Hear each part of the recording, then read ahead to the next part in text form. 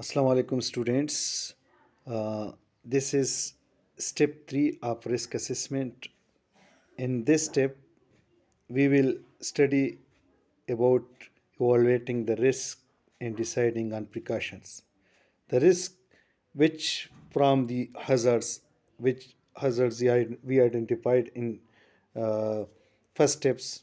So from that hazards, we will evaluate the risk and deciding on precautions, and we will check that the risk is acceptable or does it need to be reduced. So risk equal likelihood into severity. There are two things in the risk. One is the likelihood of the hazards, means the chances of the hazards, and severity, the harm from the hazards. When these two things, the chance and severity combined, that is equal to risk.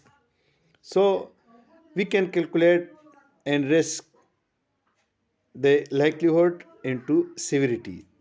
So the likelihood or the chance of the hazards, F1 means extremely unlikely to unlikely. The 3, the possible, the hazards is possible. 4, likely. And 5, very probably. And the severity, 1, very minor injury. 2, first aid injury. 3, last time injury from the hazards. 4, hospital treatment. And 5, disabling injuries.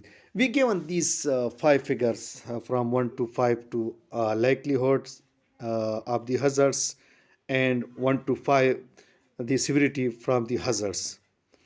So the severity we can judge from any hazards, but how we will calculate the likelihood or chances of the hazards? How we will put the one? How we will decide that we will put the one for the likelihood of the hazards? So uh, there is a techniques that 1 in 10 lakh, one injury in 10 lakh, we can put one. That's mean the extremely unlikely. Then two, how we will decide for two? The one injury and 1 lakh people means 1 over 1 lakh. And the three, the one injury and 10,000 people, then we will put the figure 3. And 4, the one person injury or one injury in 1000, we will put 4. And 5, very probably, the chance, that is very probably that in 100 workers, one injury, one person injury, that we will put the 5 for that. Okay, so in this way we can calculate the risk. The risk matrix, how we will calculate the risk on this matrix? This matrix used for risk assessments, but maybe in some places the shape or the figures may be changed, but the same thing. Okay, the x-axis, the likelihood of the hazards or the chances of this hazard, and the y-axis, the severity of the hazard. So the dark green, that is showing for the likelihood or for the chances of the hazards. 1 2, that is showing extremely unlikely or extremely unlike hazards. The light green, 3 4, that is showing unlikely. The yellow, that is showing the possible, the chances of the hazards is possible. And the orange, that is showing the likely, that the chances is more. And the red, which is showing very probable, or the chances is available. Okay, so this likelihood, if in red we will reduce, if in orange we will reduce, and we will bring the likelihood up to dark green, 1 2. Okay, so the severity, the dark green, very minor injury, the light green, first hand injury, and the orange last time LTI, last time injury. No, yellow last time injury, and the orange hospital treatment, and the red disabling injury. So, in this way, if we will calculate the risk, we will give multiplication of likelihood into severity. If the chance of the hazards, or the likelihood of the hazard, for example, is 4, and the severity from that hazards, for example, is 5, so 4 into 5, that is 20, and that come in the red, and we need to reduce this, and this is unacceptable hazards or unacceptable risk. We cannot work on this. We will reduce the risk to the green. We will reduce to the risk up to that on which we can work. And in this way, we can use this table for our hazards and risk calculations. For example, if the likelihood of the risk or chance of the risk is 2, and the severity rate is also 2, so this will be in 4. So in 4 mean that the chance of the hazard is, or the risk chances is unlikely, but we will reduce to extremely unlikely. Okay, and on this table we can categorize the risk or hazards, and according to that we will give the precautions for the controlling, for the controlling of risk.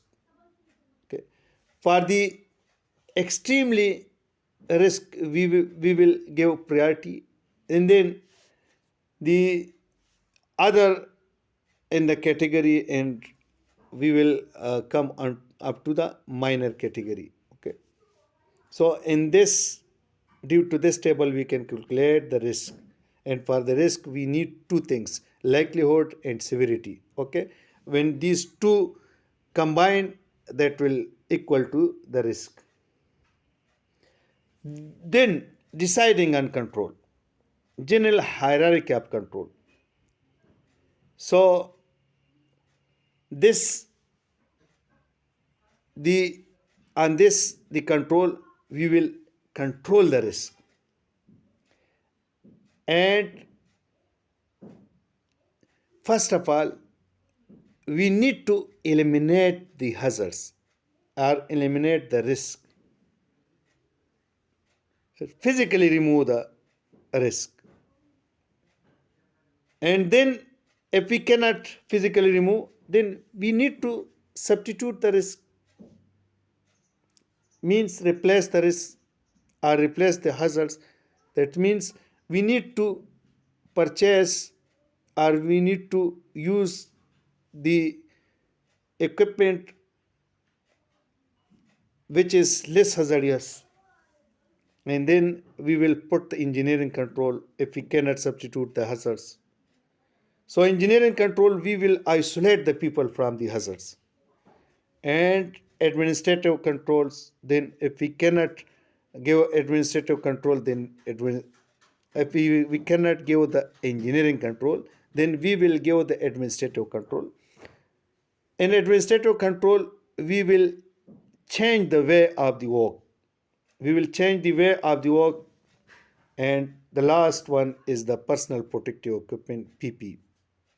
Okay. So this is general hierarchy of control. The elimination is the most effective method to control the risk, and PP is the least effective to control the hazards or to control the risk. So first we will eliminate the hazard, then we will substitute the hazard, then we will give engineering control, and then administrative control, and the last one is the personal protective equipment. Elimination, substitution in engineering control. In engineering control, what we will do, isolate the hazards, total enclosures of the hazards, or separate the hazards, separation of people from the hazards, segregate the hazards, partial enclosure means to put some safety guards, and we can use the safety devices in engineering control. Then administrative control, what we will do, safe system of work for the workers, reduce exposure of the worker to the hazards, reduce time of exposure or dose, information, instruction, training, and supervision, and the last one is the personal protective equipment. Safety signs, that is also a type of controls. So the prohibition signs means that we cannot use or we cannot enter in the area because that is a prohibited for the workers. Warning signs means that there is the danger of death, that is the yellow backgrounds, the border is black, and skull and bones. And the prohibition sign, that is a straight circles with diagonals, and we can put anything because we can put just the spectrogram of the persons, that mean prohibition of persons. If we will put here the cigarettes signs, means we cannot smoke here, and the mandatory signs, that is the blue backgrounds with pictogram, white pictogram, means that we will compulsory use the things if we will put in this. For example, here they put the shoes. That's mean the shoes is mandatory up to this points. So we can use this signs and this safe conditions. That is the green backgrounds with pictograms, white pictograms. This means safe exit of the workers. We can put here the other pictogram, like if we will put the waters, that means this drinking waters. Then fire hose or fire equipment signs, that is uh, red, that is the white, the white pictograms, and we can use this signs for the fire equipments. So these are the five mandatory signages, or these are the five common signages. And we can use different types of signages because due to signages we can control the workers, we can control the behaviors of the workers. These are also safety control measures. Okay.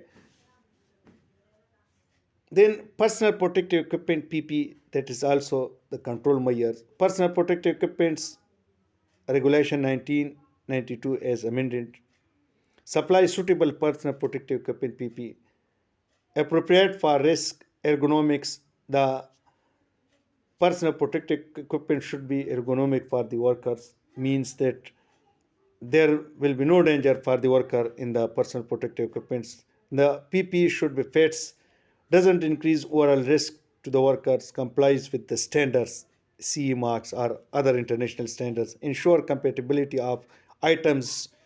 If you will use one item, the other that cannot disturb the other items. Suitable storage for the personal protective equipment. Information, instruction, in training for the workers should be given, that how they will use these personal protective equipment. Enforce use of PPE, personal protective equipment, replace or repair damage or loss.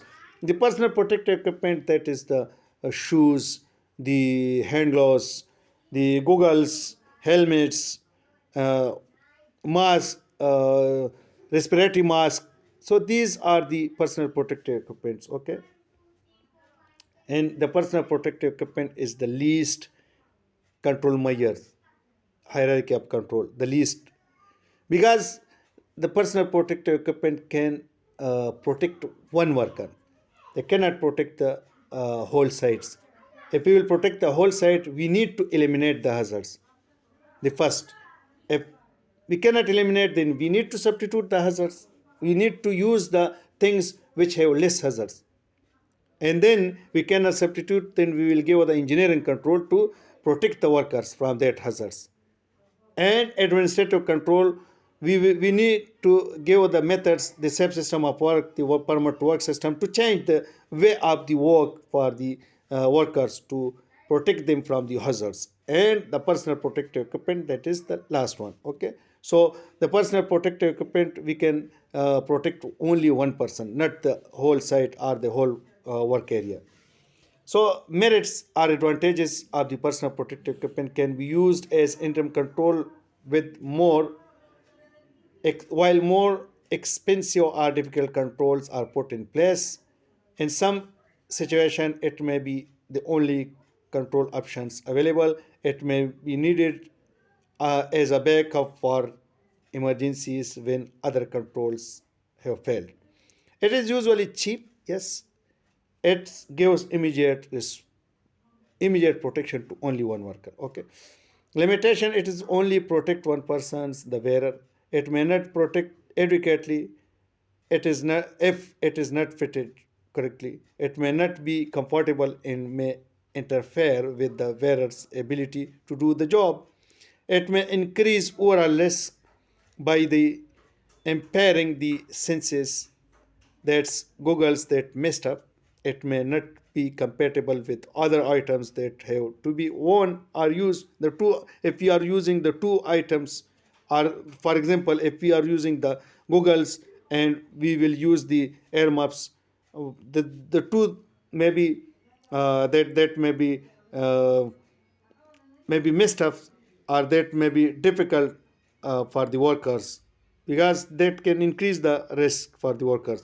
It may not be compatible with other items that have to be worn or used. For example, if a person have sensory, if a person have uh, vision problem, if he is using the glasses for his vision, and if also he will use this PP or the googles, maybe that create a problem for him. People do not like wearing PP, yes, and if it is fails, it fails to danger the workers exposed to risk. For example, if a person wear the respiratory mask in the hydrogen sulfide area, if in that place the respiratory mask fail, that means the person is in totally in a risk, because the hydrogen sulfide is a dangerous, is a toxic gas, and within a second a person can be die. Then use of guidance in legal standard, use of risk metrics can help provide clarity. Risk metrics which we use that can give clarity, can set internal risk levels that requires action within set time scale. Due to that risk matrix, we can categorize the dangerous hazards or the dangers we will control first, then less dangerous we will control later. Legal requirements override the findings of a risk assessment even if the risk is low. If the law requires it, then must be done. Applies also to semi-legal codes of practice, and guidance can also assist. If the legal requirements, uh, if there is any legal requirements, but that can override the findings of risk assessment. Even if the risk is low, then we will review our risk assessment and we will put the control measures, because this the legal, the governments, if the governments want, then we will use our risk assessment according to that, and we will prepare our risk assessment according to that legal requirements. Then the residual acceptable and tolerable risk, the category of the risk. Residual risk is the risk level we are left with after control have been implemented. This is a risk when we will put the control measures, and after that the risk level, that is a residual risk. An acceptable risk has been reduced to an adequate level, and we can work on this acceptable risk. Tolerable risk not acceptable but can live with it for a short period of time with interim controls. We can put the interim controls and we can work for a short period of time, but not for the long time. Unacceptable risk is too high. If the risk is too high, we need to reduce that to the acceptable level. Okay. So, in this lecture, we study element number 3, evaluate the risk and decide on precautions. So, in the next lecture, we will study the uh, step number 4, and we will also study the step number 5 in the next lecture. Okay, up to that time, Allah Hafiz, Assalamu alaikum.